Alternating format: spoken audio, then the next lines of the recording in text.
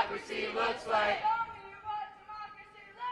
This is what democracy looks like. This is what community looks like. This is what community looks like.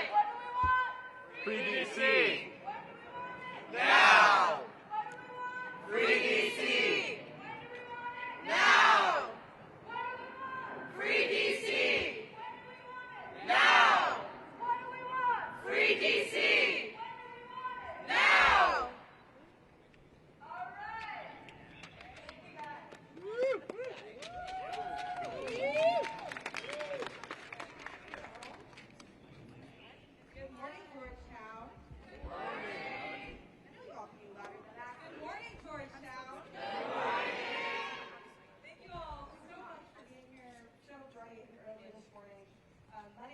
I use they, them pronouns, and I'm a junior here at Georgetown and the Georgetown Student Coordinator with Free DC.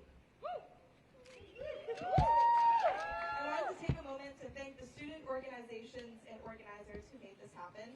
Shout out to Sunrise Georgetown, the Georgetown ACLU, Hoyas for Immigrant Rights, GU Pride, Get Free GU, Bulletproof Pride, and the Georgetown Asian American Student Association and Georgetown SJP.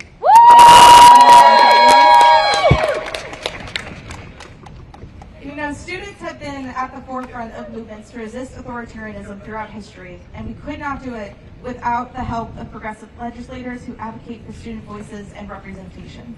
We appreciate the leadership of Senator Markey from Massachusetts and Georgetown alum Representative Jayapal, who will be speaking here today.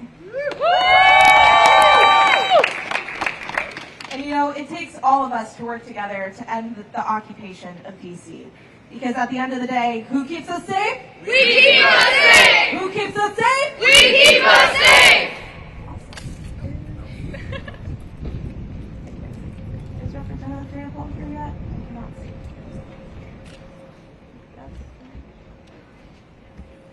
I cannot see. I cannot see far away. Okay. We can talk for a minute.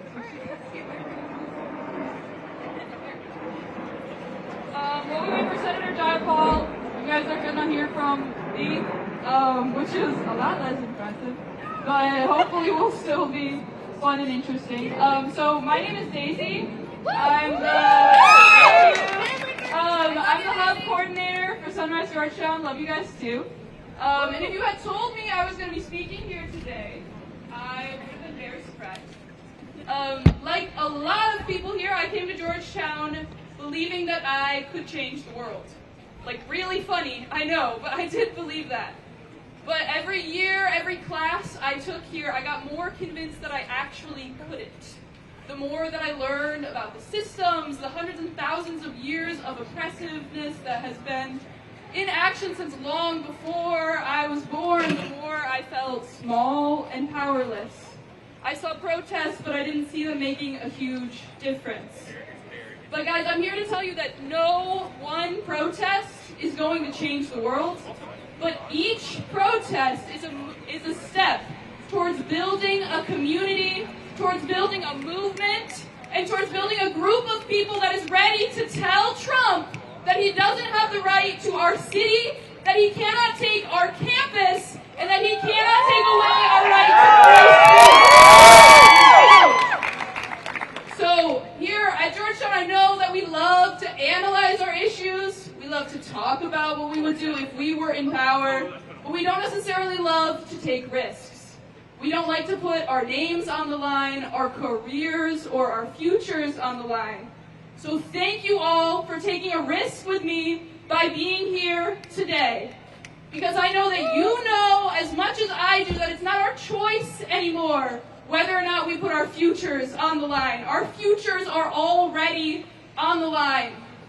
My main issue, the reason why I got involved in organizing is climate, and our future's on the line because of climate change, climate disasters, but also because of so many other things.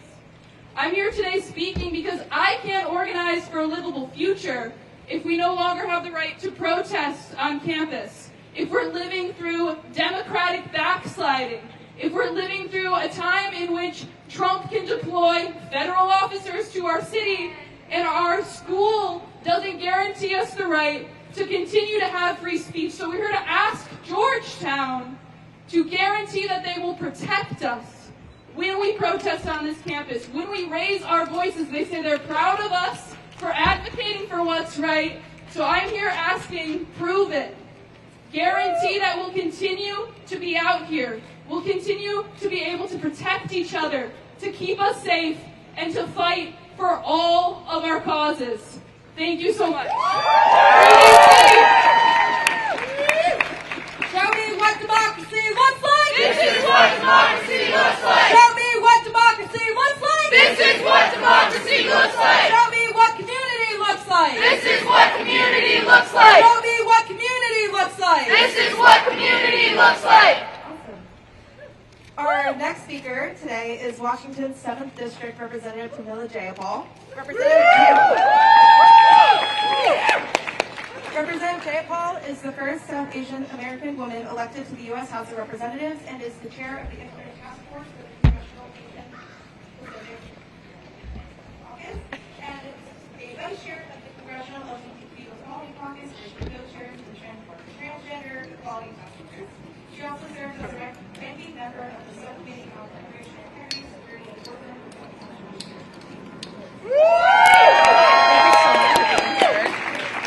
Hey everybody, thank you so much to Sunrise and to Free DC and to all of you for being here. I am an organizer first and foremost. I just happen to be doing it in Congress now after 20 years outside, and I'm a Hoya.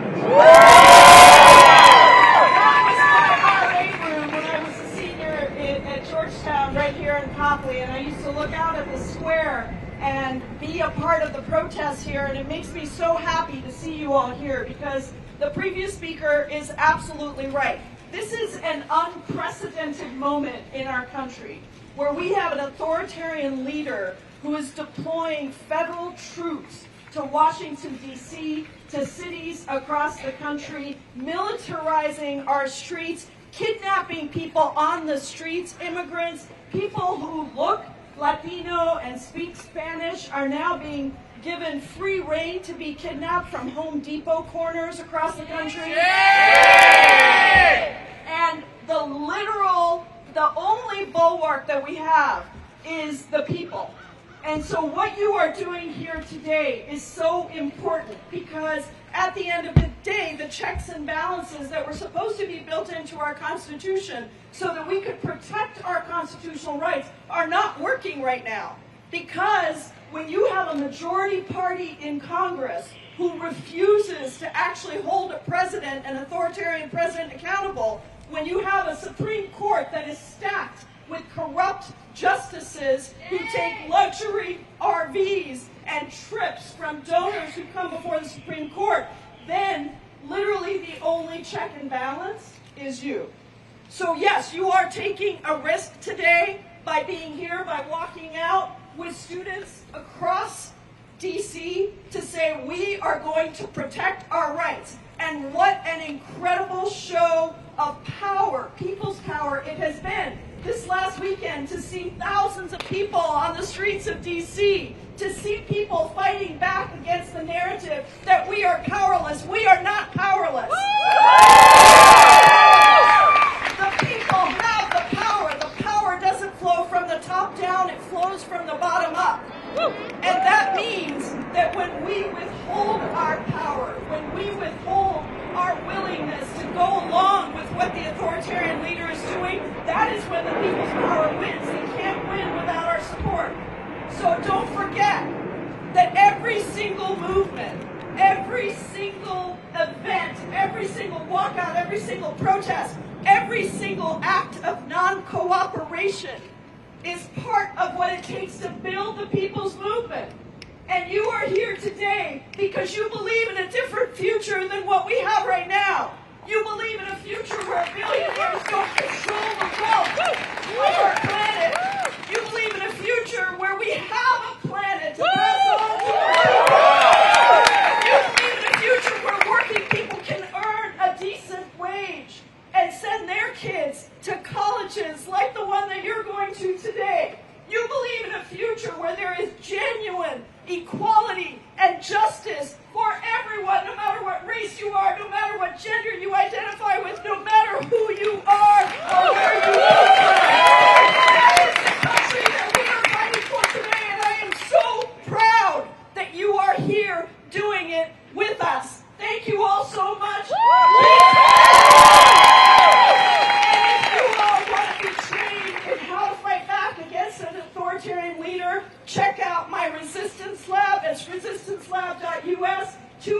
virtual training on the most effective tactics to increase the ability to take risks. Because that is what it takes. In countries around the world, it only happens if you overthrow authoritarian leaders when the people fight back and when the people really put themselves on the line. So check it out. We are so happy to be here. Thank you, Sunrise. Thank you, Free DC, for the amazing work that you are doing. And thank you all for walking out and for showing that the people's power will always win. So say it with me, Free DC! Free DC! Free DC! Free DC! The students, united, Will never be divided. The students, united, will never be divided. Thank you all so much, and keep at it. We need you.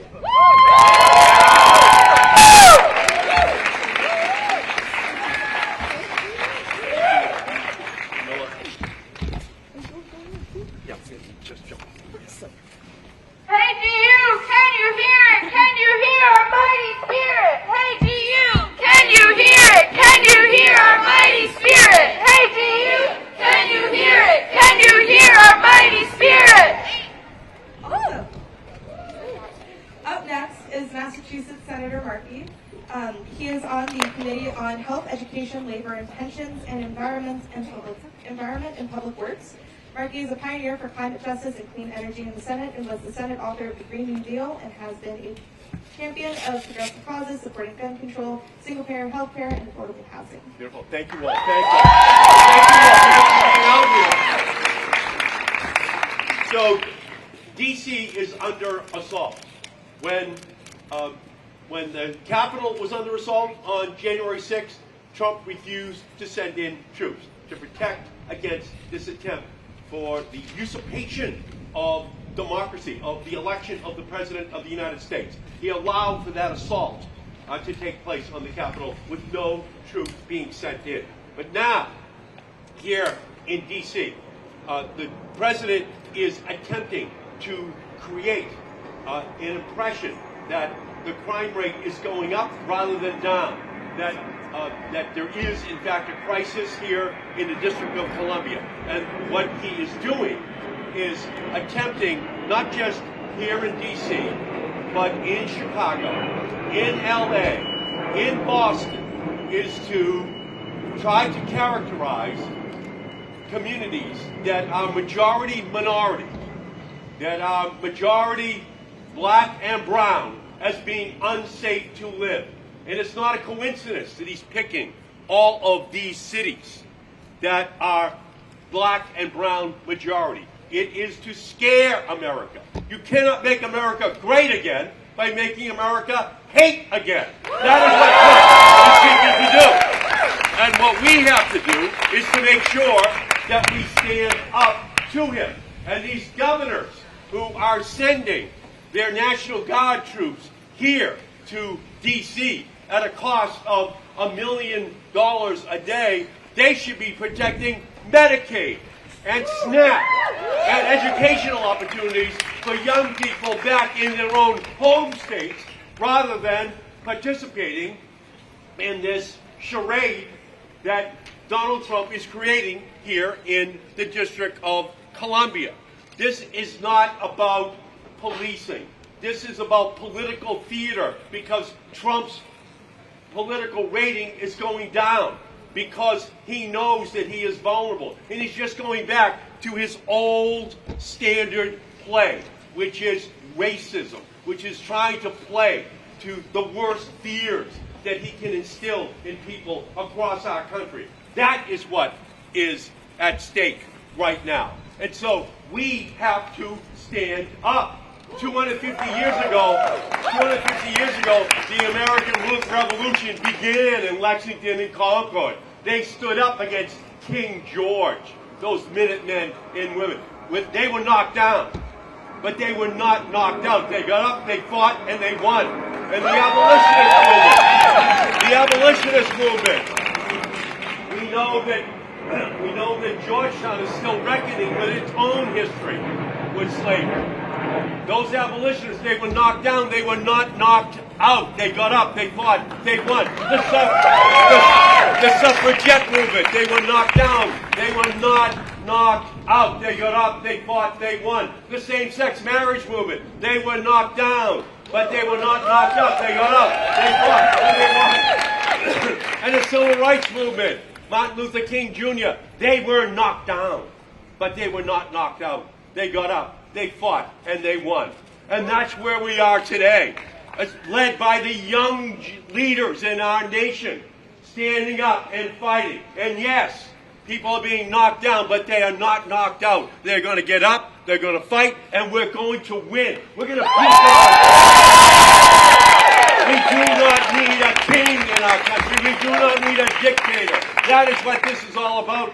Thank you, Georgetown, for standing and fighting. We will win. And so thank you. We must free D.C. Free D.C. Free D.C. Free D.C.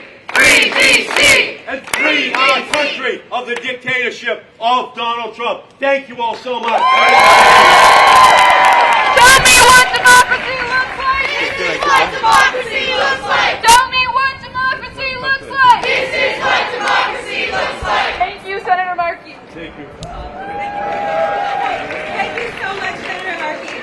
So I'm Carly. I'm a junior at Georgetown Daisy. And so up next we have a song to share with you.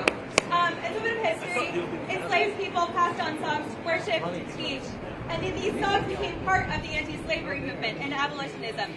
Music sustained them. Music sustained protests through the Revolutionary War when colonists used songs to criticize the tyrannical actions of the British.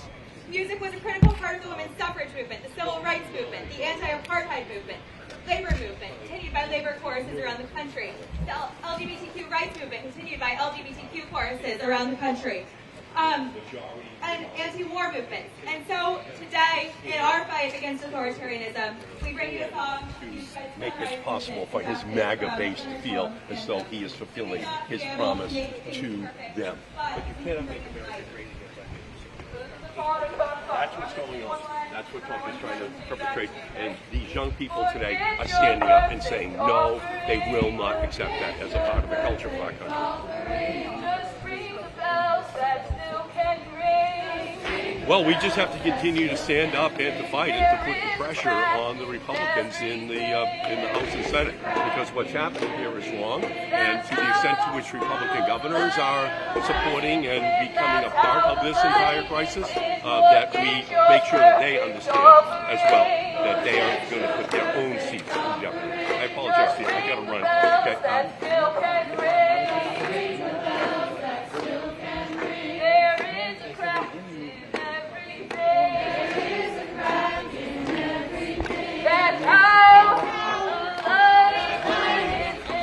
Republicans are standing in lockstep with Donald Trump. That's the problem.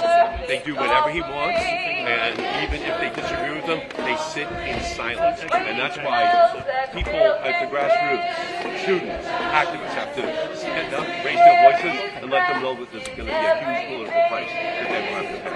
Sorry. So thank you. Appreciate it. How you doing? Okay, good. Okay, yeah. Yeah, hi. Just want to get your thoughts on, it's been a while since you it's good to see you in spirit. Yeah, it is. Tell us about what you're doing here with the generation. Well, in the same way that on campuses there was an uprising for the same-sex marriage movement, for the civil rights movement, against the war in Vietnam, young people today are rising up against the dictatorial impulses of Donald Trump in sending in National Guard troops to occupy cities across our country that are majority-minority cities. And so that's what this is all about. It's recognizing the fundamentally racist attitude that Donald Trump is bringing to his policing, in quotes, of our nation's cities. Okay, thank you. Appreciate it.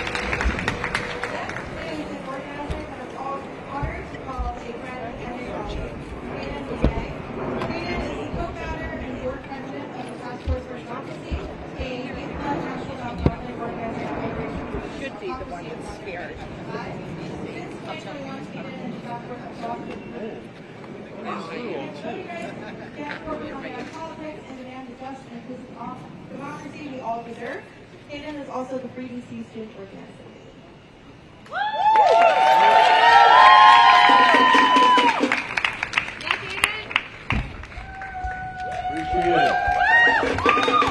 Who keeps us safe? We keep us safe! Who keeps us safe? We keep us safe! Who keeps us safe? We keep us safe! Good morning. Today, students across DC college campuses are walking out to make 3 demands. And I want you to remember these demands because when you go back to your friends and family, when you see them, when you speak with them, they should know why you walked out here on Red Square today.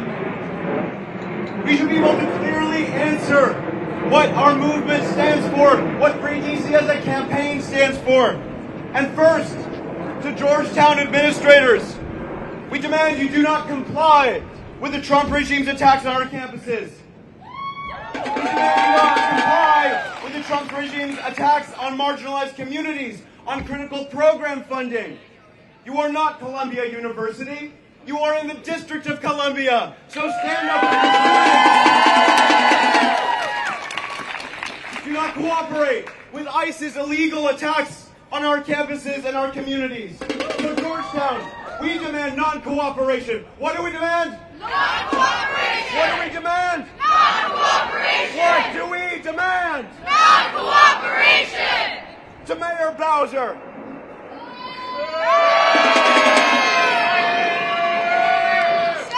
To Mayor Bowser, 1 week ago, you signed an executive order extending Trump's military occupation of DC until December. You have collaborated and you are complicit with Trump's terrorizing of black, brown, marginalized, immigrant, and low-income communities in DC. Recall her.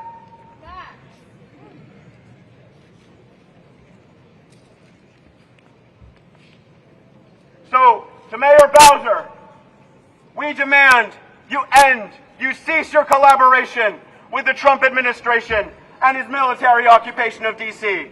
We demand non-cooperation. What do we demand? Non-cooperation! What do we demand? Non-cooperation! What do we demand? Non-cooperation!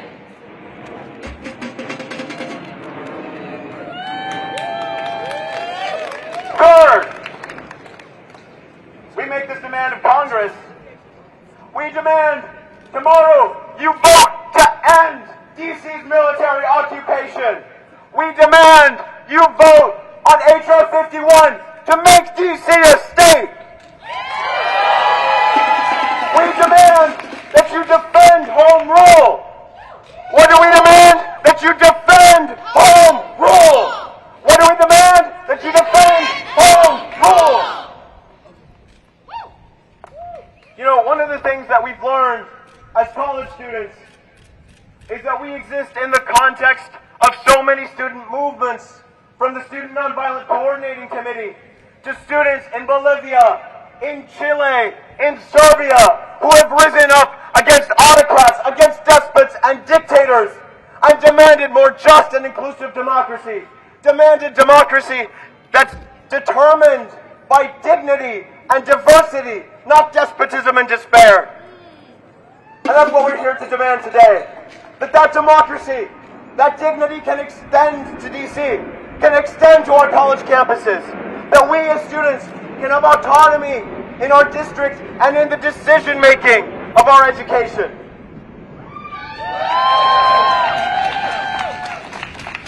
And so, when you all go back to your families today, to your friends, when you tell them why you walked out, I want you to remember that today we are here to demand non-cooperation.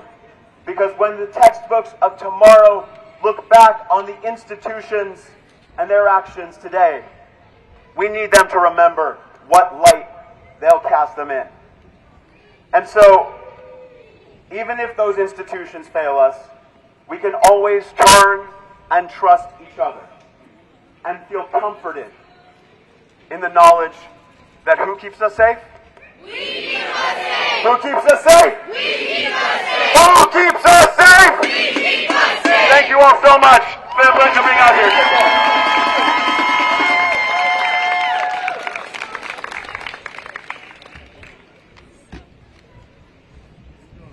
When our rights are under attack, what do we do? Stand up, fight back! When our rights are under attack, what do we do? Stand up, fight back! When workers are under attack, what do we do? Stand up, fight back! When workers are under attack, what do we do? Stand up, fight back!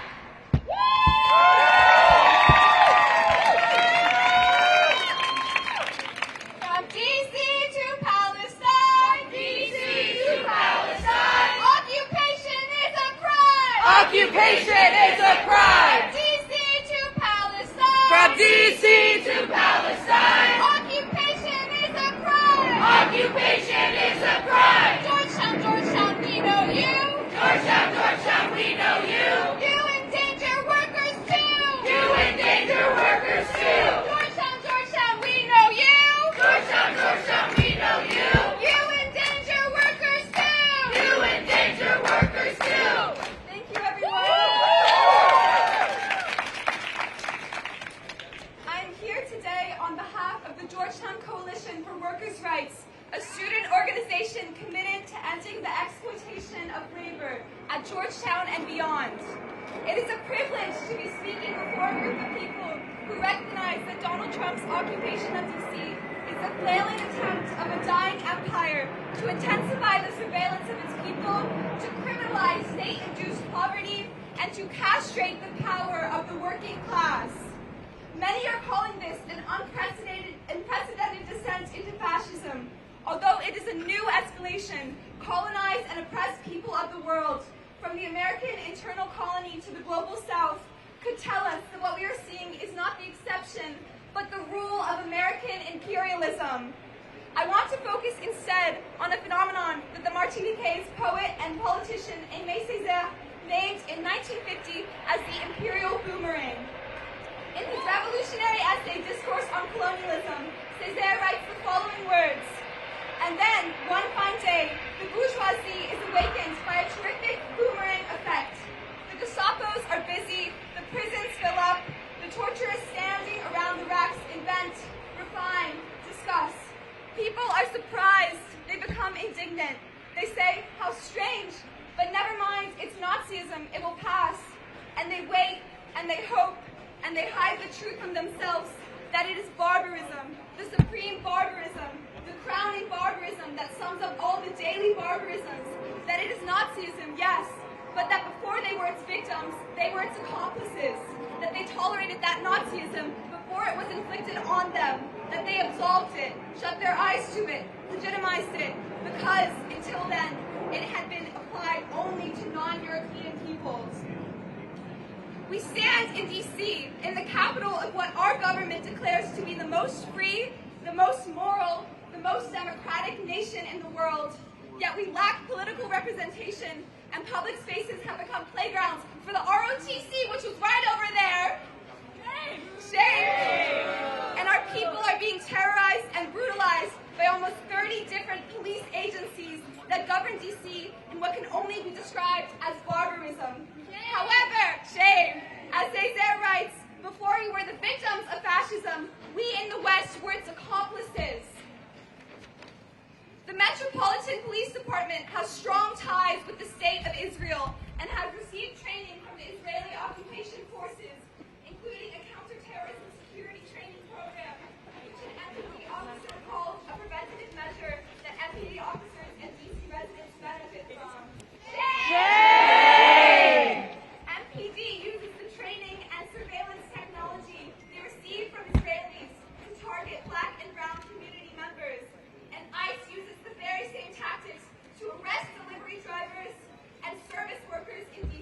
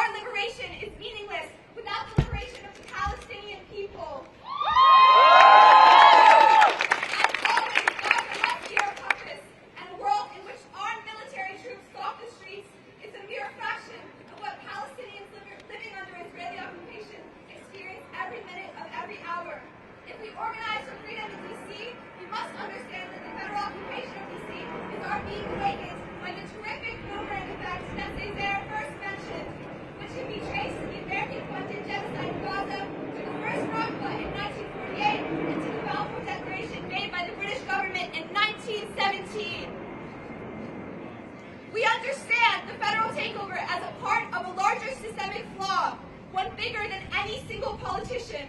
While much of the conversation around the federal occupation of D.C. has centered on restoring the power of the local government, the administration of our Mayor Muriel Bowser, laid the groundwork for the Trump administration. Last year, Democrats in City Hall passed the D.C. Secure Omnibus Crime Bill, which used the exact same justification of law and order to legalize our constant video surveillance under the pretense of eliminating crime.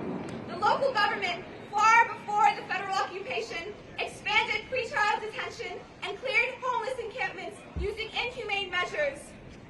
We cannot solely call for an end to federal occupation, but also for the end of the careers of politicians like Bowser, who profess to share priorities with the Trump administration and who have sold their souls and their civic obligation to their community for profit. If we refuse to accept the federal takeover of our streets, then we must also recognize that the liberal status quo in our city started the work of targeting black and brown communities that Trump is now finishing. ICE rides alongside our local police, leading to a tenfold increase in the typical number of ICE arrests in the first 2 weeks of the federal occupation. The immigrants who are the moral and economic backbone of this city are the very first targets of militarization and surveillance. Just last Thursday, we saw at a Hyundai plant in Georgia that immigrant labor is precisely what the federal officers are after. As ICE agents brutalized 475 people working in a plant outside of Savannah, the majority of which were Korean immigrants, it is deliberate and barbaric war against the working people of this country. Shame! I wish to end this speech by speaking about the place where we currently stand at Georgetown University. Interim President Robert Groves proudly proclaims that the university would do the work of fascism for the federal government by enforcing mask bans on campus after a protest last spring where GUPD dragged students out of Healy Hall for protesting the university's complicity in genocide. Not only does the mask ban endanger student protesters, infringe on personal liberties, and expose immunocompromised community members, but it is a distraction from the fact that our administration allowed federal agents to enter private university property and has refused to declare a sanctuary campus or protect its immigrant workers on temporary protective status. Yay! Georgetown is a corporation investing millions in genocide while exploiting its predominantly black and Latino labor force. While Georgetown likes to pretend that the repression stems only from the Trump administration's crackdown on immigrant populations, we know that this university has been infringing on the rights of its workers for decades. Shame! Nowhere is that more clear than in a recent decision announced by the university to cut the Georgetown University Transportation Shuttle, or GUTS buses. As a part of a string of decisions to bring in subcontractors to save money, the Georgetown administration, led by Chief Operating Officer David Green, is trying to eliminate all GUTS positions, forcing workers who have been driving for GUTS for decades to find alternate positions and accept pay cuts and precarious healthcare services because Georgetown claims it cannot afford to keep the fleet. Shame! In solidarity with the GUTS drivers, we have launched a petition demanding that the university refuse to subcontract the bus service and their flyers circulating with the CR code so that you too can raise the cry for justice for GUTS workers and sign the petition to protect GUTS. In the words of one GUTS bus driver, there's a certain kind of reputation that has more to do with morality, civic-mindedness. You're going to do this to us. You think you should still deserve to be called a civic-minded university that has Jesuit tradition? No. What happened to cura personalis? Where is that now? Georgetown has lost the right to be called a Jesuit institution, just as the United States has lost the right to be called a government of the people, by the people, and for the people. Woo!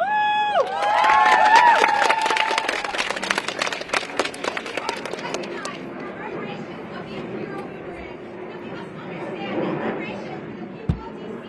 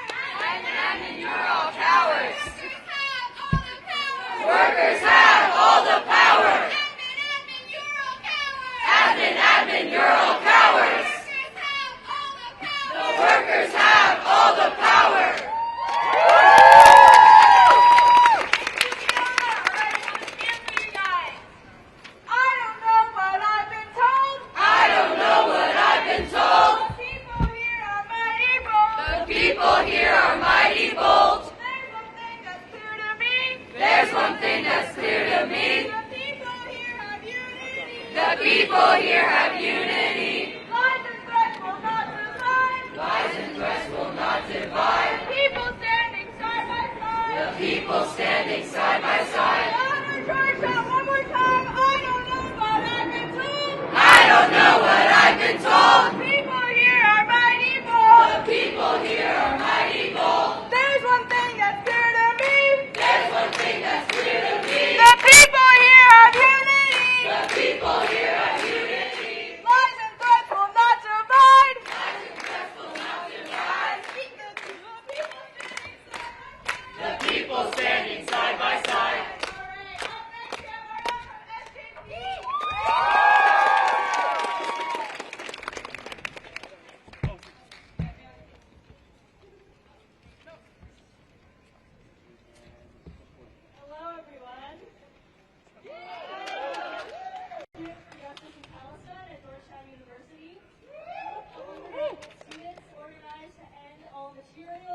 Ideological and cultural ties to Zionism on our campus, and to see a fully liberated Palestine from the river to the sea within our lifetime. We are gathered here today to protest the occupation of D.C. and the repressive tactics of the Trump administration. But we must also be cognizant of the fact that this occupation is merely a symptom of a greater disease.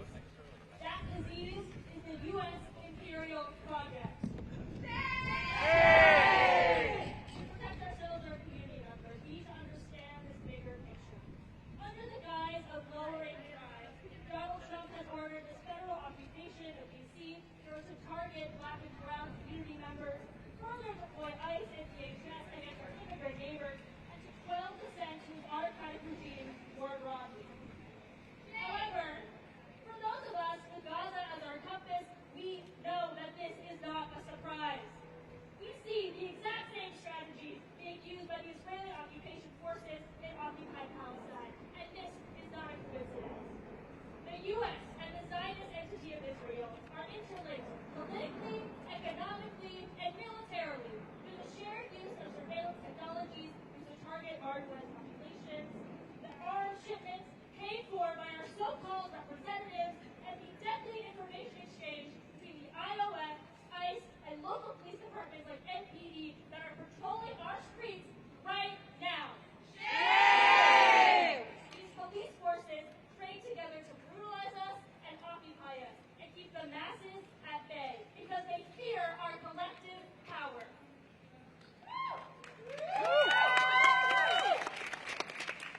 However, we are not only being repressed at the district level, but at the university level as well.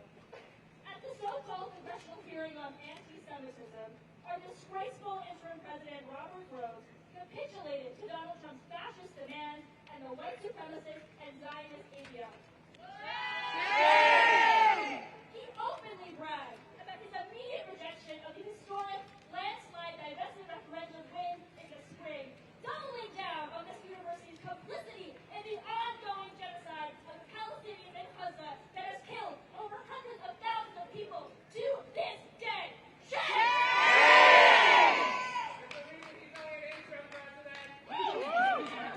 But President Groves didn't just stop there. He's even trying to curtail our ability to protest this same genocide by implementing a regressive mask ban that will undoubtedly be used to target students of color and try to intimidate us into silence. But intimidated, we are not! What these powers do not understand is that repression breeds resistance, and that is why we walked out today. We demand that Georgetown University end its capitulation to the fascist Trump regime by denying ICE, MPD, and all federal officers access to our campus.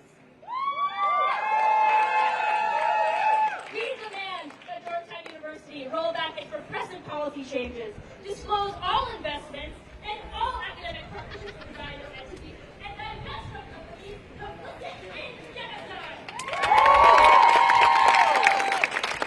We must continue to organize strategically to advance these demands, and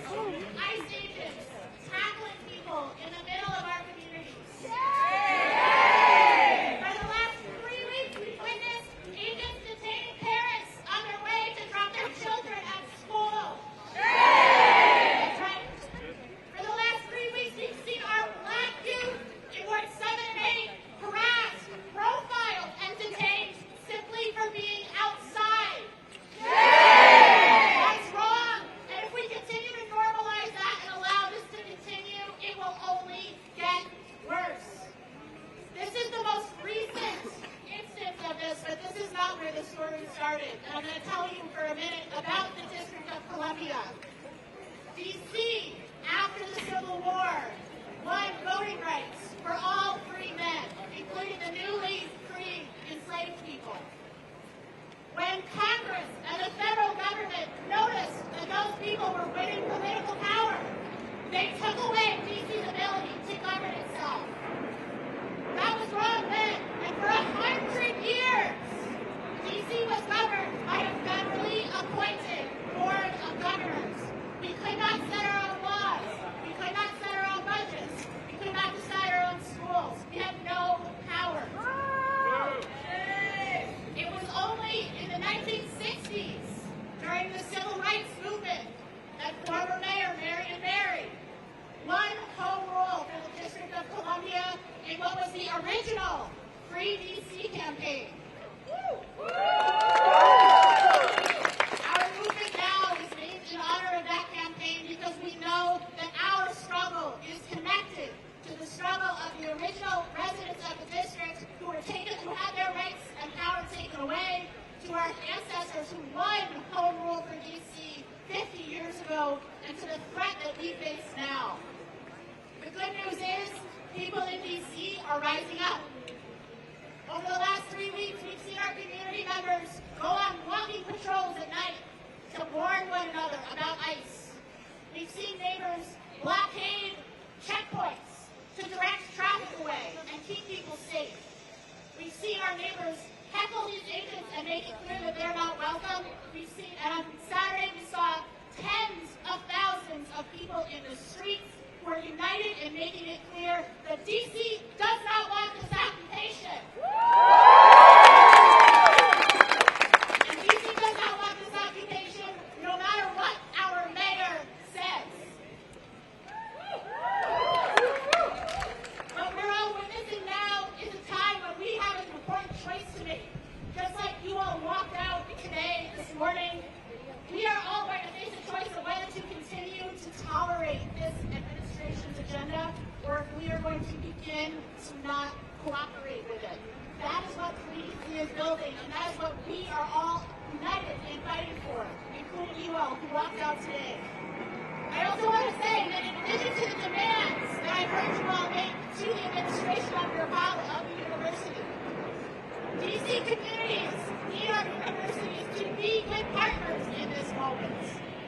When these colleges and universities showcase the District of Columbia in their student brochures and advertise the incredible city that these universities are located in, they cannot continue to profit off the communities of the District of Columbia without the solidarity of being in solidarity with the community.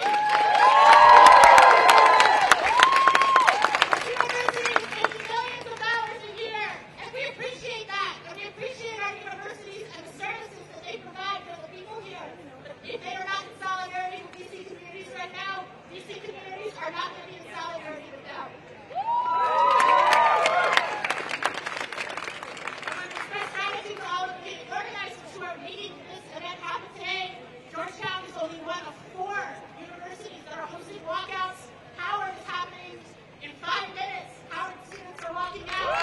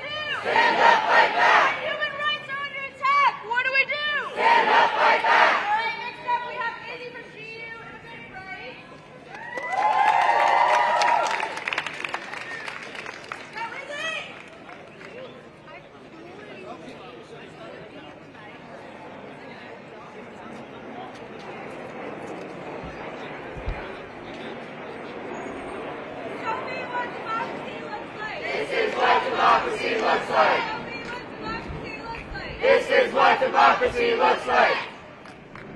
Hi everyone, thank you all for showing up today to fight against the Trump administration's authoritarian, unlawful, and entirely unnecessary takeover of the city that we have chosen as our home. My name is Izzy, and I'm speaking to you today not only as a student, but as a leader of Voice for Immigrant Rights. And I want to use my time today to remind us that the takeover, militarization, and occupation of D.C. is indeed an immigrant rights issue. The Metropolitan Police Department, which was previously barred from collaborating with ICE under the D.C. Sanctuary Values Law, is now actively collaborating with ICE, fueling mass deportations, insecurity, and fear in our communities. Since the federal takeover of D.C., more than 500 detentions and deportations have taken place. More than 2,000 arrests have been made. According to a nonprofit worker who is seeing the effects of this occupation up close, people who are detained in D.C. are being transported to an overcrowded processing center in Chantilly, where they are subject to inhumane conditions. They are denied food, denied clean drinking water, denied showers, medical care, and access to legal counsel. People with final removal orders are being expeditiously sent to detention in Louisiana and then deported. It is all happening in a matter of days, and our partner organization who does detained adult work says they have never seen people deported at this speed. Many resistance narratives about the occupation of D.C. are highlighting the frivolousness of the National Guard's deployment. We see images of troops cleaning up trash and roaming around aimlessly. While this part of the narrative is important, we must center the attacks on our immigrant communities. This federalization is being used as a mechanism to terrorize D.C. immigrant communities, making our city more unsafe, more unstable, and more fashioned in the image of a white supremacist, fascist government. This is not the D.C. I have come to know as home. This is not the D.C. that I have come to know as beautiful. The strength and vibrancy of the city lies in its diversity and its interconnectedness. I would like to remind us all that although the cruelty and mass deportations we are observing are exceptional, the immigration system in this country has been built on an exploitative, exclusionary, and inhumane system. Throughout the history of the United States, immigrants have been demonized and labeled as an internal enemy in order for the state to consolidate.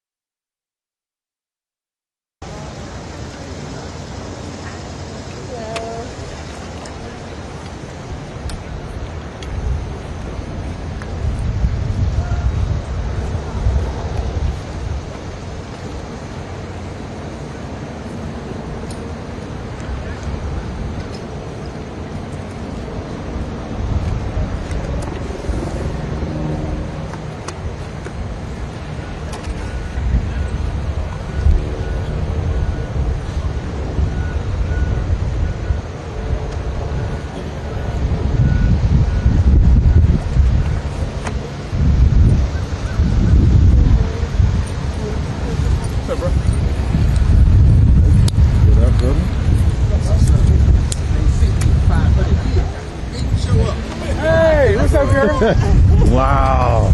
I know. You know him? Yeah.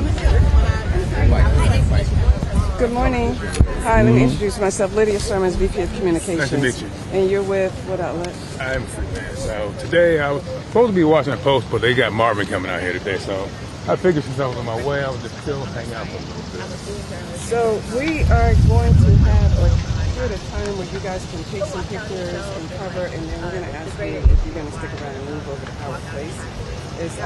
We are reminding folks this is a private campus and we're trying to minimize disruption, but definitely don't want to interfere with your ability to cover news of the day. Now, do you know if there's like any other planned actions to like, I guess, coordinate with the other schools that are doing things? Yeah. Okay.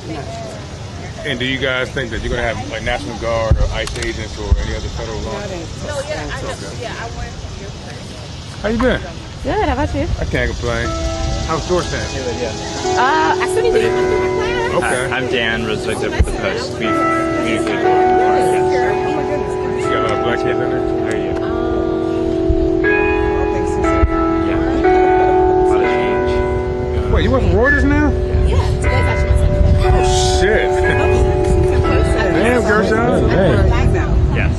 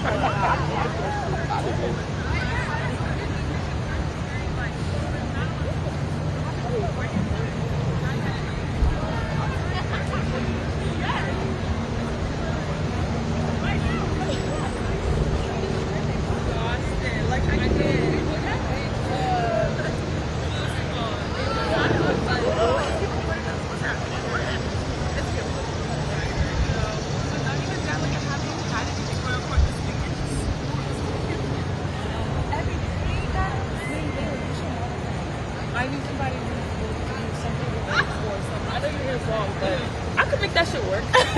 Okay, period. Yeah, literally. Make some shake. Ooh, ooh, on camera. Yeah.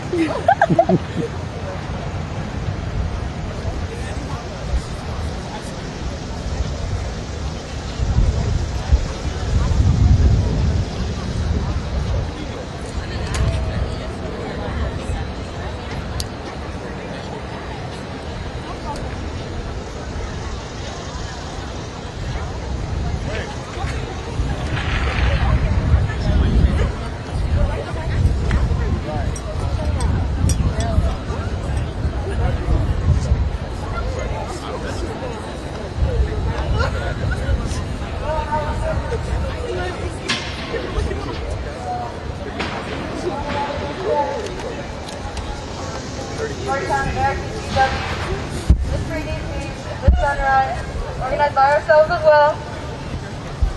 And I was thinking about what to say here.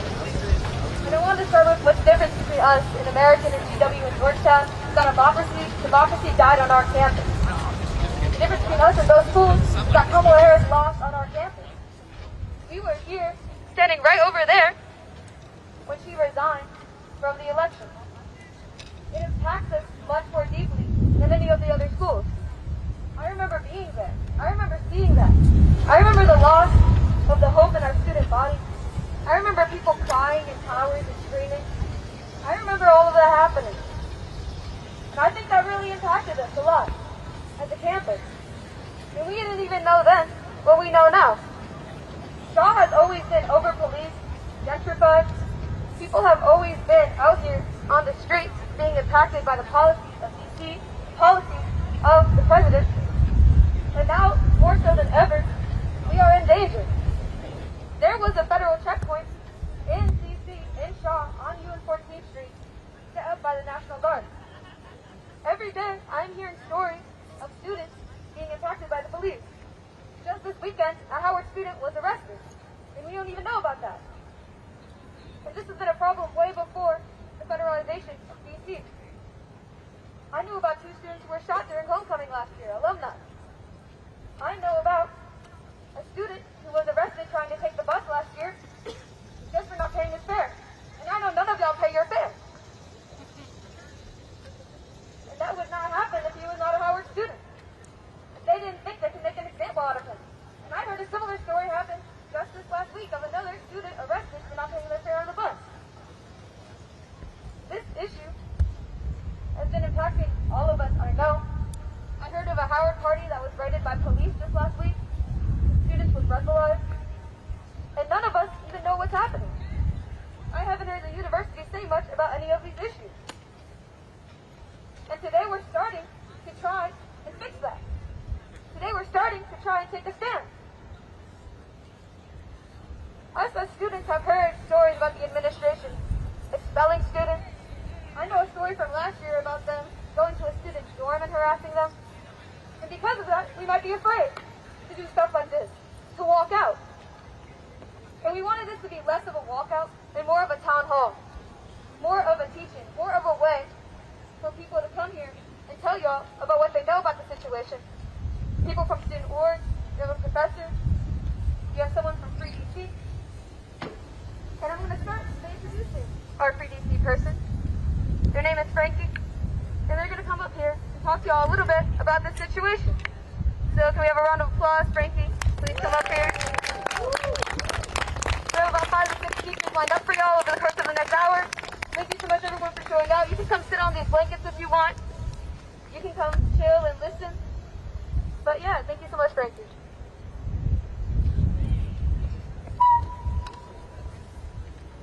All right, y'all. Who keep us safe? We keep us safe. Who keep us safe? We keep us safe. Who keep us safe? We keep us safe. First and foremost, I want to say thank you for your courage. Thank you for being out today. For all of those who came out of class to stand on the lawn in solidarity with your classmates, with the residents of DC, because what is happening right now is not normal.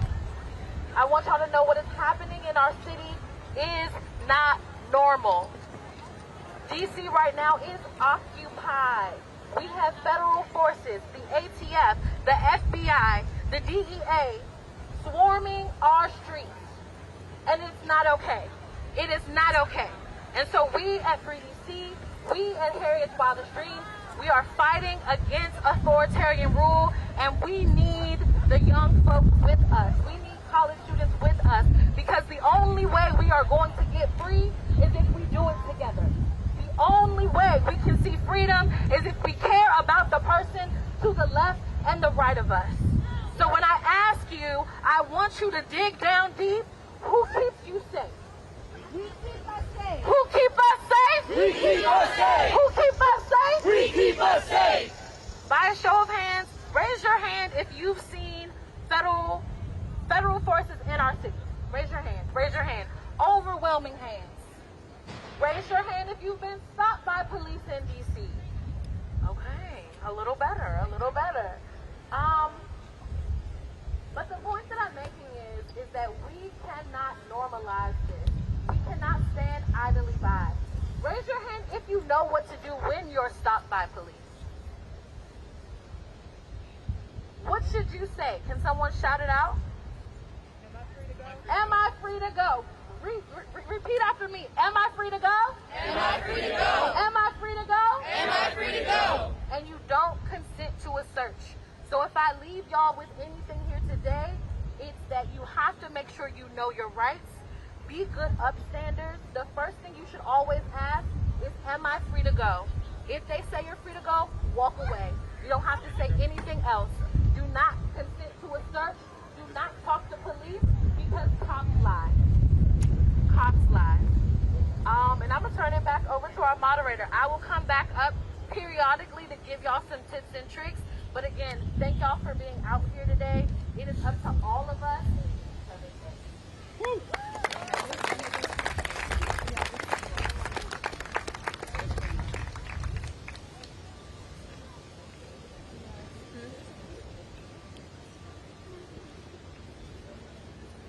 Thank you, Frankie.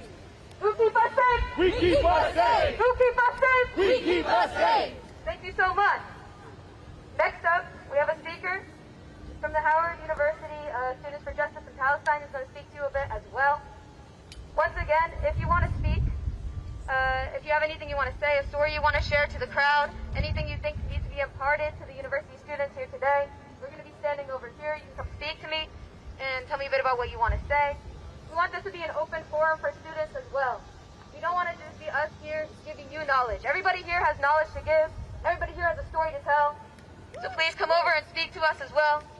Thank you all so much for coming again. And yeah, I'm going to introduce Andres. Woo.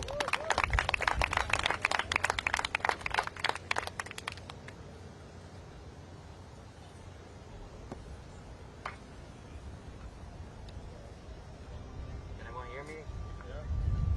A little louder. Hello? Can we hear me now? Yeah. A little louder. Speak into it. Speak into it. Alright, this feels very official. Never used one of these things before, but we'll see how it goes. Alright, I'm going to start up with a little chant. For some here, it may not seem relevant to the situation, but to those who know, an occupation here is the same things that we're seeing happening in the occupation of Palestine. So, free, free! Palestine! Free, free! Palestine! Free, free! Palestine! Alright, good. I like the energy here. So I just want to thank everyone here for coming and taking time out of your day to make your voices heard. And it just fills me with so much joy and solidarity seeing the amount of people that are here right now at Howard University. Currently we are standing in the face of so much adversity throughout our city, throughout our country. Over the last 8 months we have seen families ripped apart by ICE agents, mass. We have seen immigrants brutalized.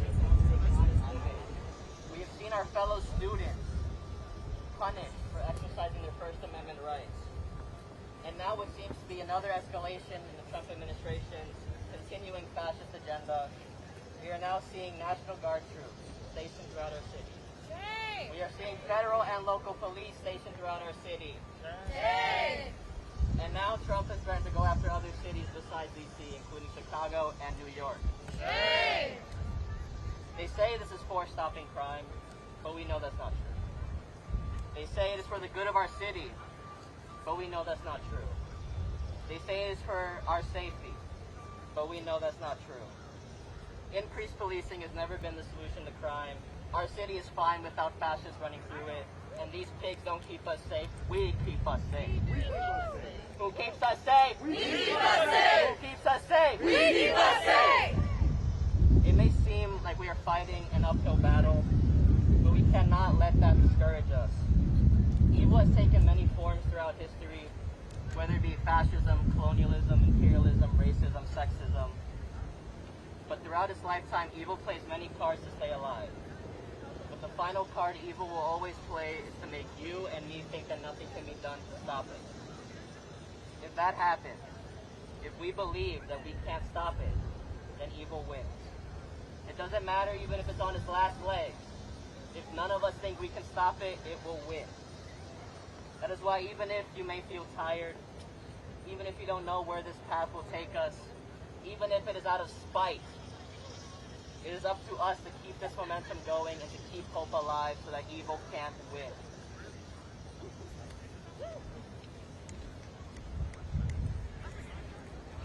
In our cynical world, we are taught that hope is a weakness, but that is not true. Hope is powerful. Hope is liberation. Hope is revolutionary. And I know that hope is alive because each and every one of you are here. You are taking time out of your day to make your school hear your voice. Howard University must not comply with the Trump administration and their fascist agenda. Howard University must not even be silent, because silence in the face of adversity is complicity. We are asking the most basic demands that a school should do for its students and for its staff. We are asking for a sanctuary campus. We are asking for ICE off our campus. We are asking for a refusal to cower in fear of this administration. We are asking for a refusal to comply with federal and fascist agents. We are asking for protections for speech and for funding for the students and staff of this school. We are demanding that our school, the place where our ancestors fought with blood so that we have a place to learn in peace, performs its most basic duty and protects its students and staff. I want to end on this note. Nihilism is easy, but hope is harder. But I'm choosing to have hope that things will change, so as long as we keep fighting. Even if it is for a change that I won't see in my lifetime. Even if this is for something that won't materialize in our present. Even if it is fighting for a sunrise that I know I will never see. I still have hope. Hope that maybe the next generation, or the next, or the next, will see that change. That hope is enough for me. For as long as the spark of hope is alive, you can use it to ignite the flames that will allow you to see even in the darkest of times. Keep hope alive. Thank you.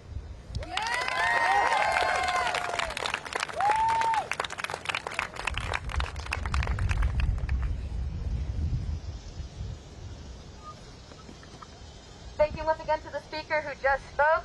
When I say free, you say DC. Free! DC! Free! DC! When I say free Howard, you say free Howard. Free! Howard! Free! Howard! Thank you all so much.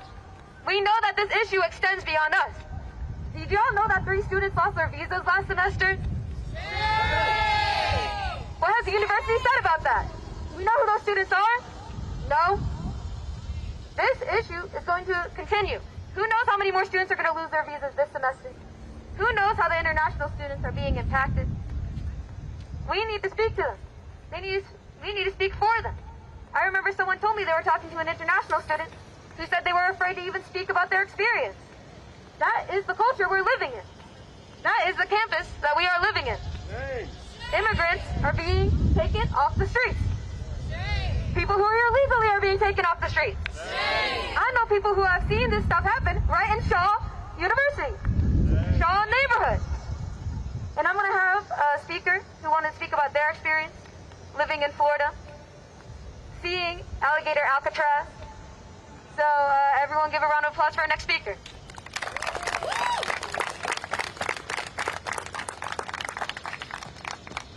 Like she said, I'm from Florida, and The atrocities that are taking place in my state are inexcusable. People are being locked in cages like animals. And if people are paying attention to the news, it is now legal for you to be stopped based off of the language you speak and the color of your skin. This is abhorrent behavior of a government that is supposed to protect us. But we all know that was never the case. In historical context, this poem by Langston Hughes was used to describe an America that has fallen short of all that it's supposed to be. And I believe it is still relevant today. Let America be America again. Let America be America again. Let it be the dream it used to be. Let it be the pioneer on the plane, seeking a home where he himself is free.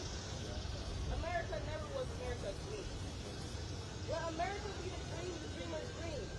Let it be the great strong land of love, where never kings connive or tyrants scheme, that any man be crushed by one above. It was never America to me. Oh, let my land be a land where liberty is crowned with no false patriotic grief, but opportunity is real and life is free. Equality is in the air we breathe. There's never been equality for me, nor freedom in this homeland of the free. Say, who are you that mumbles in the dark, and who are you that draws your veil across the stars? I am the poor white, fooled and pushed apart. I am the Negro bearing slavery's scars. I am the red man driven from the land. I am the immigrant clutching the hope I seek and finding only the same old stupid plan of dog eat dog, of mighty crush the weak.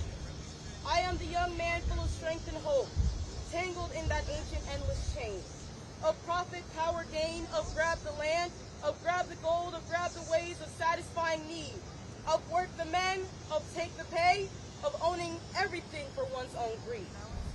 I am the farmer, bondsman to the soil. I am the worker's soul to the machine. I am the Negro servant to you all. I am the people, humble, hungry, mean. Hungry yet today despite the dream, beaten yet today, oh pioneers. I am the man who never got ahead, the poorest worker bartered through the years. Yet I'm the one who dreamt our basic dream in the old world while still a serf of kings, who dreamt a dream so strong, so brave, so true, that even yet its mighty daring sings in every brick and stone, in every furrow turn, that made America the land it has become. Oh, I'm the man who sailed those early seas in search of what I meant to be my home. For I'm the one who left dark Ireland's shore and Poland's plain and England's grassy lea, and torn from black Africa's strand, I came to build a homeland of the free. The free? Who said the free? Not me. Surely not me. The millions on relief today, the millions shot down when we strike, the millions who have nothing for our pay, for all the dreams we've dreamed and all the songs we've sung and all the hopes we've held and all the flags we've hung. The millions who have nothing for our pay, except the dream that's almost dead today. We are living in a world where we are not safe, where who you are makes you a target. You have a target on your back and there's a gun trained at your head everywhere you go. And as someone just said, occupation here is occupation everywhere, in Congo, in Palestine. We are targeting indigenous Americans. This is their land. We are targeting black African Americans. We didn't choose to be here. We are targeting immigrants who are building this nation in the first place. If you want to deport someone, deport Melania Trump. How does she have an Einstein visa when she is farthest from a genius? Why are we in fear for being who we are on America, the land of the free? Thank you.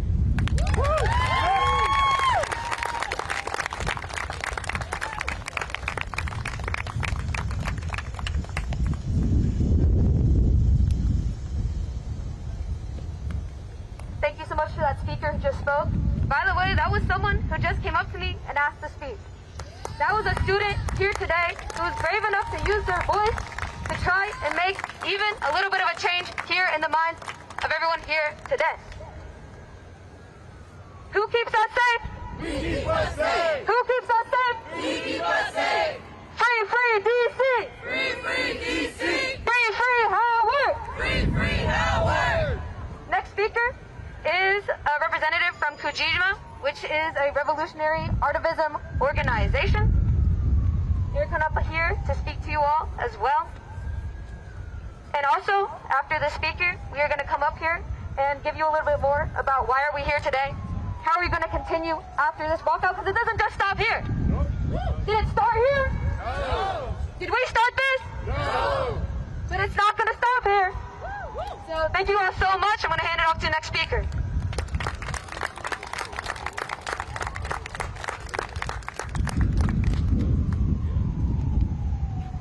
Hello, y'all. Can y'all hear me? All right, now y'all good? Yeah. Okay, welcome. Oh, sorry. Okay.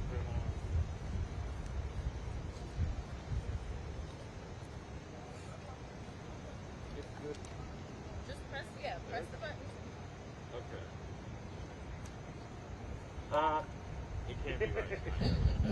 Just let it hang free. Excuse me. Just let it hang. Okay. Yeah, you're right. Yeah. Okay. Okay, we good. Thank you. All right, y'all. Welcome. Hello. So, given you are here, I'm pretty sure we're all on the same page about being against the federalization of D.C. Am I correct? Yes. Okay. I'm pretty sure we're all on the same page about being against Howard capitulating to ICE. Am I correct?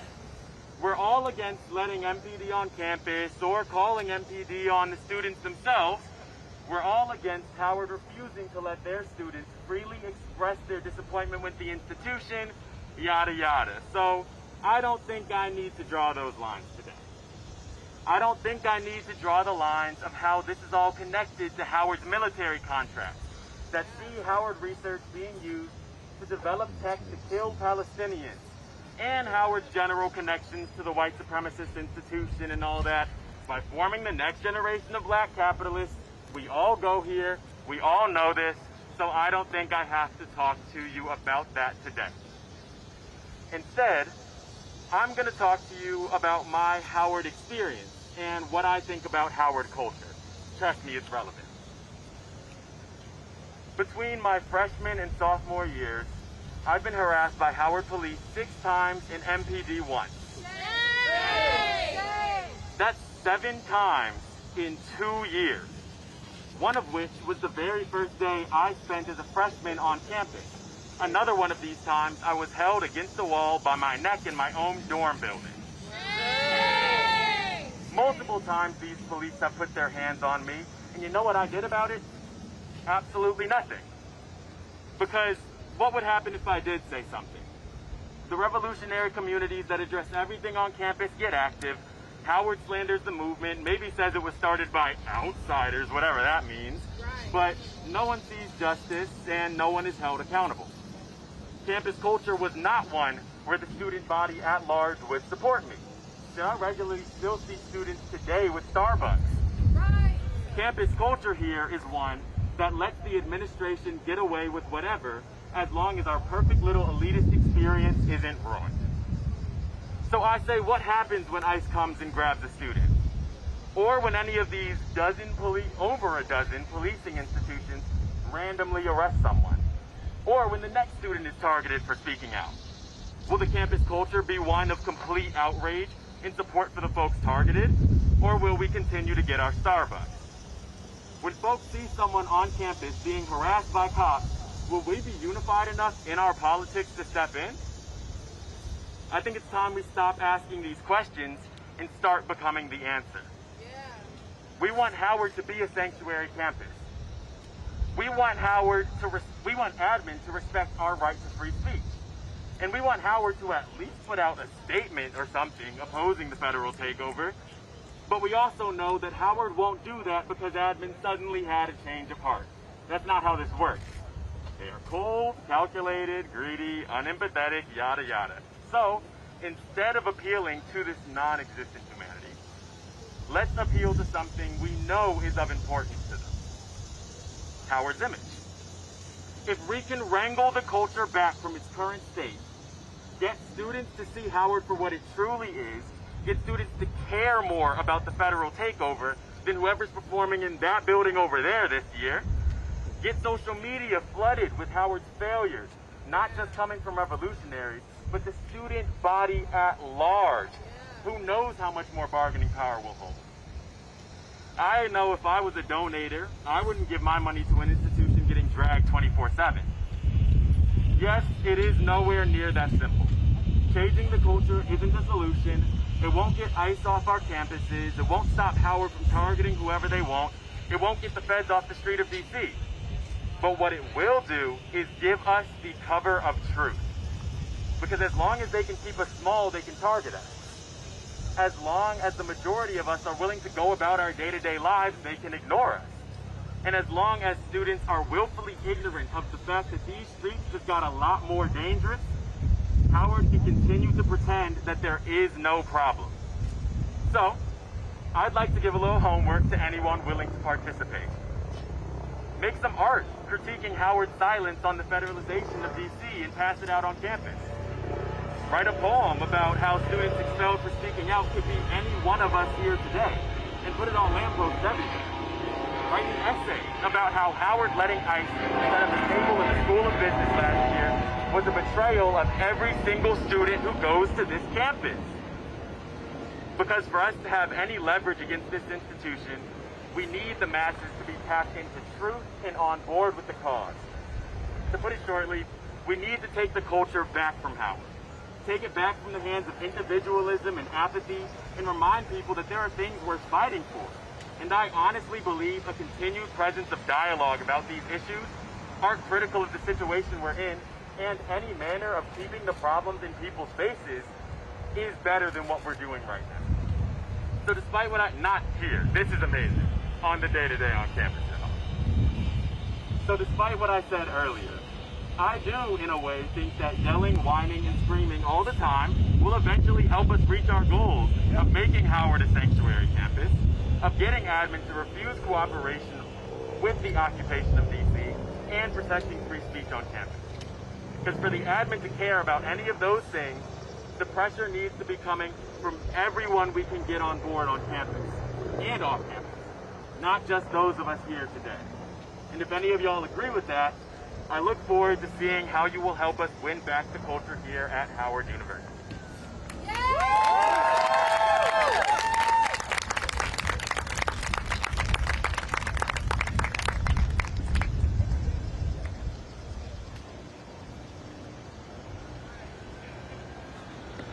Another round of applause for that speaker, everybody. I want to commemorate that speaker on how brave it is to come up here and speak about your interactions with the police. Speak about how you've been persecuted. It can be difficult to share those things together with us. Okay, hi helicopter. We all want safety on this campus. But we know that this neighborhood isn't safe for us. We know this campus can't be safe for us. But you know who does keep us safe? We keep us safe. Who keeps us safe? We keep us safe. And thank you all the Howard students here today for walking out of class. Class is important, it's why we're here, but sometimes we need to take a stand. Sometimes we need to come out here and listen to the truths of people who are experiencing the issues that we want to fight about. We're walking out of class into the yard. Walking out of class into the yard. Walking out of class into the yard. Walking out of class into the yard. We're walking out into freedom. Walking out into freedom. Walking out into freedom. Our next speaker is a freshman who wanted to speak as well. Wanted to speak about their experience, his experience here on campus. Just getting here, baby bison. So a round of applause for this speaker.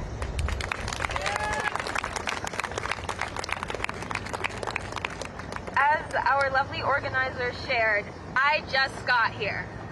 And I came to DC at a terrible time. But I wanted to say that the foundations of this being possible, the federalization of DC, and the targeting of students that look like me, that inhabit this campus, did not start and will not end with this president. We need to recognize the ways that our mindless support of the state, even when the Oval Office has a man that has our skin tone in it, how we are always capable of being marginalized in this way. I came to this school because I was told that I have the rest of my life to be a minority, and I can have these 4 years to be a part of the majority. When did being a part of the majority, when did community mean scapegoating people just like us, mean allowing our state to inhabit our school, meaning cooperating with militaristic efforts in the name of black equality? What happened to liberation? Howard is such a beautiful place because we have all of these beautiful black people that want to make a change and have all of these lovely resources. And then we have a Chick-fil-A. And then we have bison bucks at the Starbucks. And then we have all of these things undermining the things that we say all the time about black unity and liberation, about equality and people's voices being heard, while people are being killed, while people with dark skin are being killed by these corporations.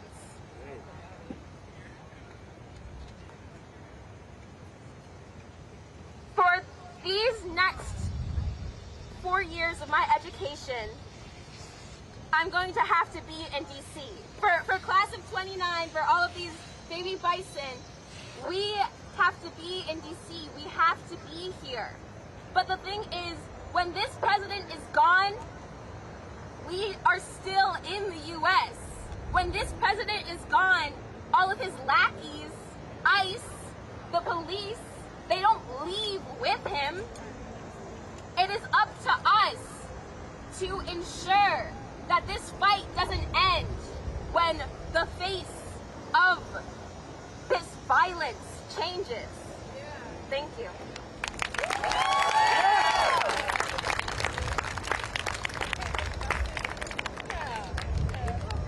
Thank you so much, Baby Bison, for speaking. He's very brave. Once again, just came up to me, asked to speak, asked to share his voice with y'all today. We're out of the classroom. Into the yard. Yeah. Out of the classroom. Into the yard. And like you said, this is just the start. I want to remind everybody here today that even though these issues, over-policing, students being harassed, they didn't start here. But also, we're living in a completely different DC than any other student has ever lived in. When has any other student had to live in a DC that's been occupied by the federal government?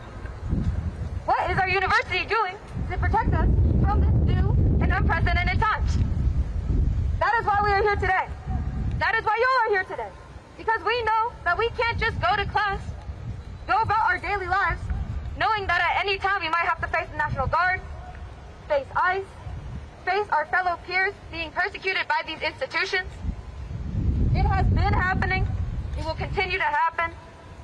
And that is why our next speaker is going to be a professor who wants to talk to you all about this issue as well in the English department. We want to show solidarity between us and our professors. Our professors are also here to protect us. Yep.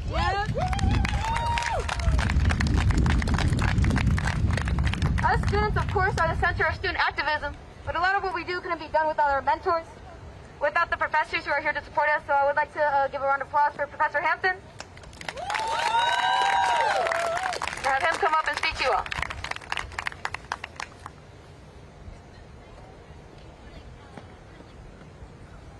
I'm about to see if I can get this.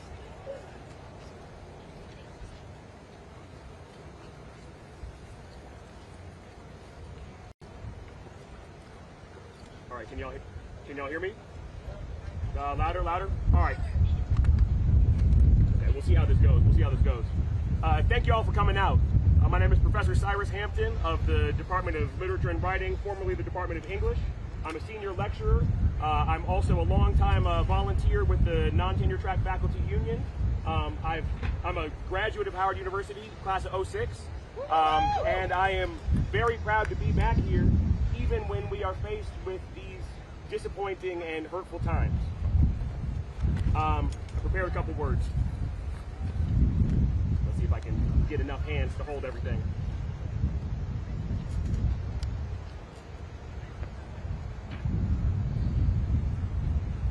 There's a lot to be said about the world we live in now. The world is always a hard place to live, but this is not a comforting time for y'all to become adults in. Globally, our environment continues to be imperiled by corporate greed, despite all of us having known about the growing danger for years. We are witnessing multiple genocides. In Palestine, U.S. money goes towards funding the use of U.S. weapons against Palestinian civilians. We see live video daily, but our leaders refuse to acknowledge the genocide of the Palestinian people or our nation's complicity in it. In the Democratic Republic of Congo, millions of lives have been lost, all in the name of cheap access to minerals for the benefit of Western technology companies. To learn about the devastation in the DRC or in multiple other countries, you have to go searching. The U.S. media isn't interested in going into detail about these events, about this death, about this suffering. Globally, fascism is on the rise. The hyper-wealthy use division to turn working people against one another. Corporatist capitalism is giving way to neo-feudalism and neo-monarchist billionaire classes. In the U.S., we have an authoritarian, neo-monarchist billionaire president who has surrounded himself with his fellow billionaires, monarchists, and fascist lackeys.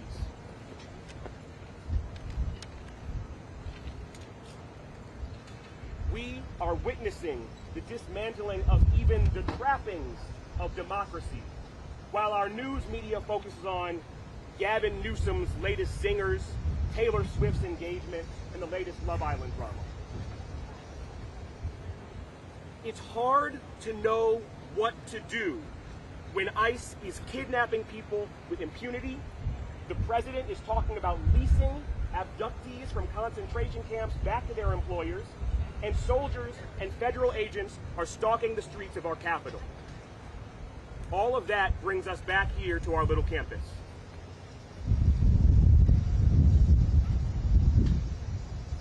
There is no doubt that the people with power over this campus find themselves between a rock and a hard place.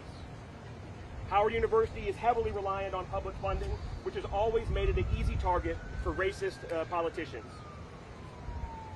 With the university exposed in the way it is, with our campus, our funding, and our future under the burning eye of an authoritarian president, I could almost forgive the folks over in the A building for bowing down ahead of time. Almost. Historians tell us you cannot give in to the authoritarian preemptively. You can't give in before they force you to give in. They will always want more than you can give. But again, the folks in the A building, are tasked with protecting the legacy of this university. If they don't already have the power to fight back, how do they not give in?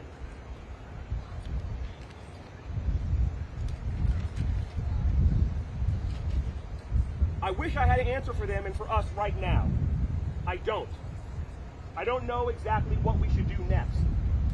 I have questions, I have thoughts, I have ideas, but I don't know exactly what we need, what the university needs, what the country needs, what the world needs. Something I do know, though, is about our legacy. We are on a storied campus. We have inherited so much history from those thinkers and activists who paved the way ahead of us. But this feeling of being trapped, this situation where it looks like our only choice is to bow down, that is also a part of our legacy. It is the legacy handed to us by our so-called leaders, by generations of Howard University presidents and Howard University trustee boards. This university has some beautiful things in its history, but everything of value that has been achieved on this campus was done by students, faculty, and staff. And it was often done in spite of the supposed leadership of this campus. I get angry with the folks in the A building. I've had a long relationship with Howard, and I've seen a lot of nasty things come out of that A building.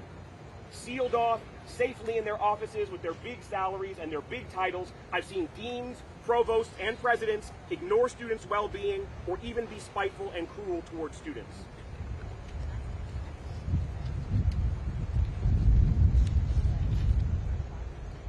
Truth and service. That's what we're supposed to give y'all. I cannot honestly say that we reliably do. We are here right now, trapped and without options because of the legacy of our leaders. Our leaders are what they are. I have sympathies and I have my criticisms. They are trapped in the things they have built. So because they are trapped, I am much more interested in y'all and what legacy you might leave. Y'all are insightful, revolutionary, passionate, kind, and loving. Despite that, you and I are not safe from becoming what they are. But how could this group we have here now, this group of insightful, revolutionary, passionate, kind, and loving young people, how could y'all become like the people in those offices in the A building? Overconfident, lost, spiteful, uncaring. It seems like an unbridgeable gap. It's hard to imagine y'all becoming like them. Selfishly, I don't want to imagine y'all becoming like them. But if we want to avoid following their path, we have to accept that it's possible. It's possible because they too were once young. They too were probably passionate, insightful, maybe even revolutionary. Some of them were all of those things on this campus. If we are going to do something different, it starts with imagining them in their day, out on the yard, just like we are now.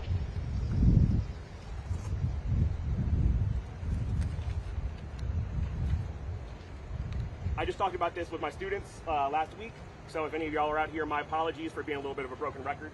But if we're going to find a way forward, I think we have to recognize the errors of the past and recognize how easily we could make those same mistakes. I want to believe that I couldn't be like the people with the power right now, but I could be, and I am, every time I take the easy path, every time I convince myself that the only choice is the one that is cruel but familiar.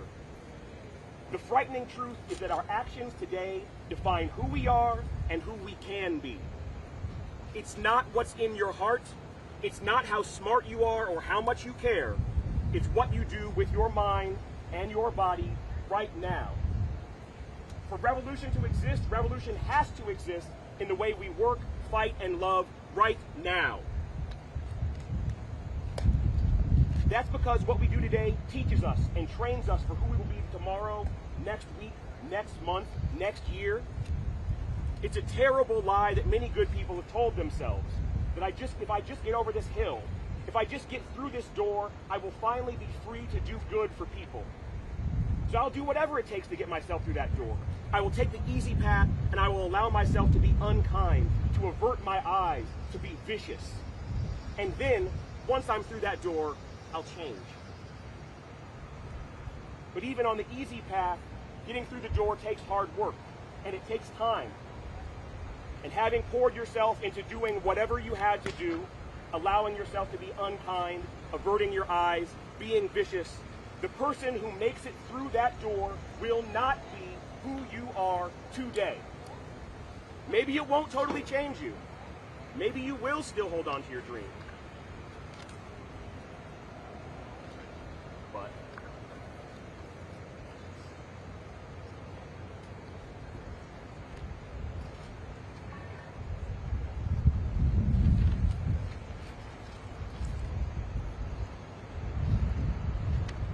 But everything you will have built will serve those forces that demanded you be unkind, selfish, and short-sighted. Your skills, your tools, your community you have built around yourself, and even what you see as possible or impossible will serve the door that kept you out. the wall that held it in place, and the master's house that it was built into. So, if striving for power and taking the path that power demands will poison us, what do we do? Last week at a teach-in that your fellow students put together, just like they put together this, Dr. Marcus Ford said something really valuable to our efforts that I don't think is discussed enough. And if Dr. Ford is here, I apologize if my paraphrasing is ham-fisted. When we are constrained in the way that we are now, when we are facing power and violence like we are now, we have to enact revolution in the little things. I think that we seldom hear people talk about revolution living in little things because, frankly, it doesn't sound like enough, especially now, especially when we see gangs of cops marching up and down Georgia Avenue, when our neighbors' loved ones are being snatched off the streets, when we see genocide beamed into our phones with up-to-the-minute updates. What does it matter what we do in little spaces when we're faced with that?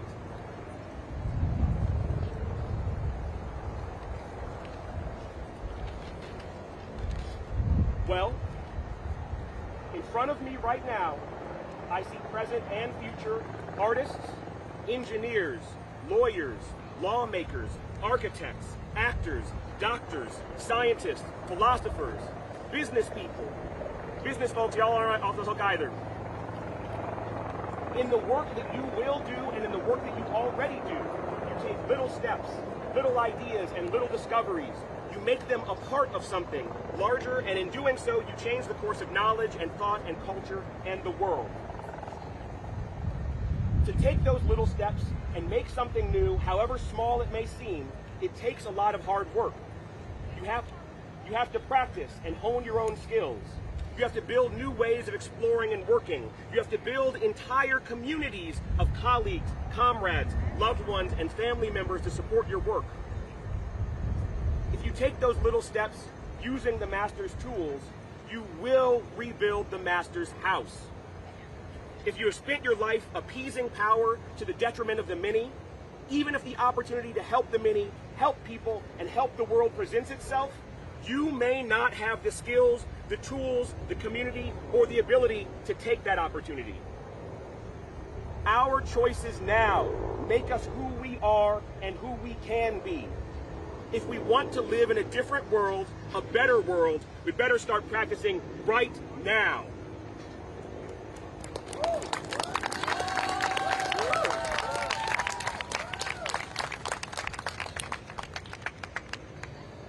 I don't have a perfect answer for what we should do next. I have questions, I have thoughts, I have ideas. If any of you all have a perfect answer, we should get up here right away, please, please.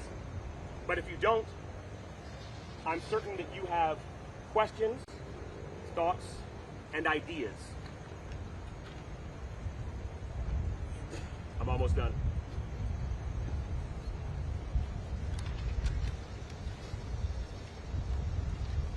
With what we are up against, to have mostly just questions, thoughts, and ideas is scary. It doesn't feel fair. We aren't alone. We have decades, hundreds of years, thousands of years of knowledge passed to us to use, and we need to use that. That's why you're here right now. But even with that, it doesn't feel fair. It's terrifying to say no when forces so powerful demand something.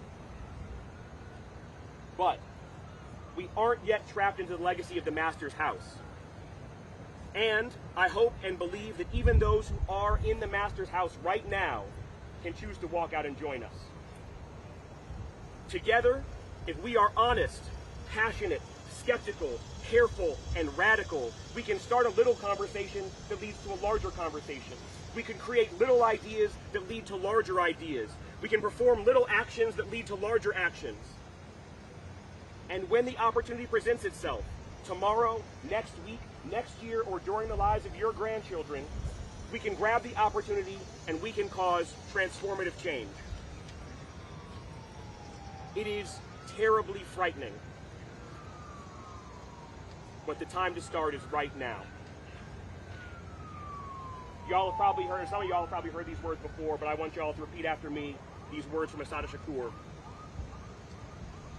It is our duty to fight for our freedom, It's our duty to fight for our freedom. It is our duty to win. It is our duty to win.